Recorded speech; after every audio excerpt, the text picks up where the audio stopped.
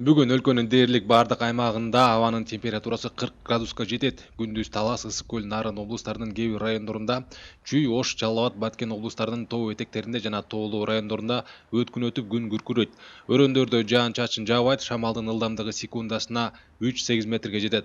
Бишкекте жаан жаабайт, шамалдын ылдамдыгы 3-8 метрге жетет. Абанын температурасы түнкүсүн 21-23 градус, күндүз 38-40 градус ысык болот. Күндүн катуу ысыганына байланыштуу Бишкек мэриясы шаардыктарды бак-дарактарды сугарууга чакырат. Шаар бийлигинин маалымат кызматы билдиргендер, Борбор Азия чөлкөмүндө, анын ичинде Кыргызстанда сугат суу таңкыс.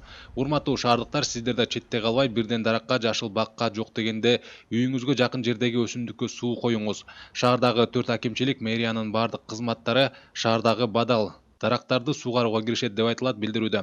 Мэрия мамлекеттик суу ресурстары агенттиги менен шаарга берилүүчү сугат суунун көлөмүн көбөйтүүнү макулдашкан. Бүгүндөн тарта жеткиликтүү көлөмдө суу келе баштайт. Мэрия дарактарды эртең менен 9:00 чейин же кечки 19:00дөн кийин сугаруу керектигин эскертти.